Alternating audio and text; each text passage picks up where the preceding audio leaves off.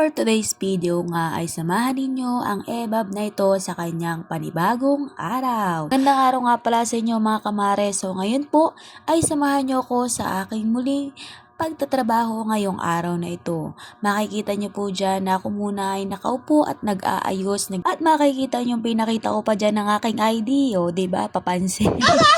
At saka kinuha ko muna ang aking folder at inalam kung sino ang mga taong aking pupuntahan ngayong araw na ito.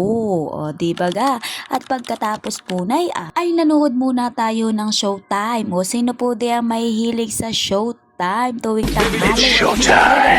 Saya dahil naman po puro enjoy ang Showtime. Lumabas na po ang inyong mare at pagkatapos po na nanalamin pa doon sa may pintuan para naman po makita kung gaano naman ang ating ayos ngayong araw na ito at makipansin po natin na ngayon po ay makulimlim kaya naman po pinili ko na magtrabaho ngayong araw at dahil po maganda ang panahon. At nakikita din po natin parang walang mga tao dito sa paligid dahil po sila ay busy at nakipagkasala. At tayo nga po ay pumunta na doon sa labasan para po antayin natin yung ating sasakyan ngayong araw na ito. At tingnan nyo naman kaganda ng ating paligid. Puro puno na kulay green. Malamang alangan naman kulay blue. Kaya maya pa po ay dumating na nga po ang aking sasakyan at kami po ay nagsimula ng magbiyahe.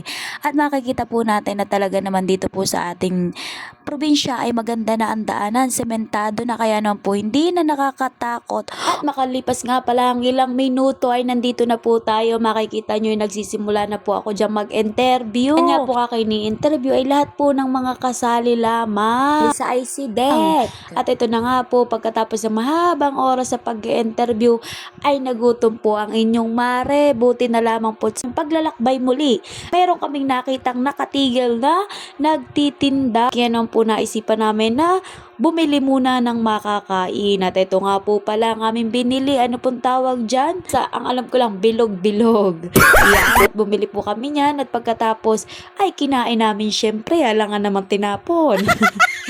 At tingnan nyo naman po pagkatapos niya ay bumili pa kami ng dalawang popcorn at saka po another na ganitong bilog-bilog para naman po pasalubong sa bahay. At pagkatapos po na bumili muna ng scramble at pagkatapos po ng mahaba uling minuto ay nag-start na po ulit kami na maglakbay dahil nga po ay medyo masama ang panahon ngayon at parang uulan kaya naman po sabi ko ay dalian na natin at baka naman po pati ay kami ay gabihin. At ito na nga po, sa aking pag-interview ay nagulat po ako dahil po merong inihanda po na pamerienda ang akin pong ini-interview ngayong araw na ito. At ito nga po pala ay si Ma'am Venus ng Minahan Sur.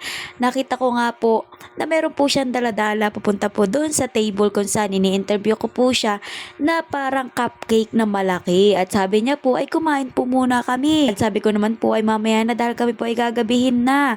At syempre po pagkatapos ng mahabang pag-interview ay talaga naman po ako natutuwa dahil po ay napaka-approachable ni Ma'am Venus at nakakatuwa po dahil talaga naman siya nag-ready pa ng tubig at tinanong pa kami kung may baon daw kaming tubig.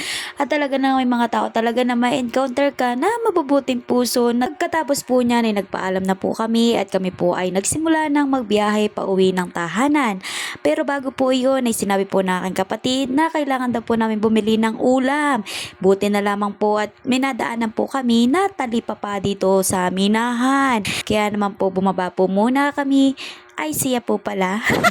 At tumingin po siya ng ulam. At ang sabi nga po pala niya ay munggo. Ngunit sabi ko ay baka naman maganda yung isda. Pero ang sabi niya ay gabi na ay baka mahirapan pang maglinis. Ay siya, hindi na ako nakipagtalo at bumili na siya. Nga pala sa general na car ay madami na po talagang talipapa kahit saan. Talaga namang umaasenso na ang mga tao. At pagkatapos po na yan ay kami po muli ay nagsimula na uli na magbiyahe pa uwi sa bahay. At bayan na nga po, madilim na po ang ating paligid.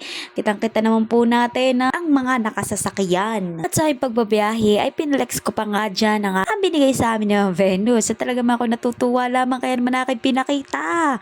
At bayan na nga po pagkatapos ng mahabang minuto ay ito na po kami malapit na sa aming tahanan.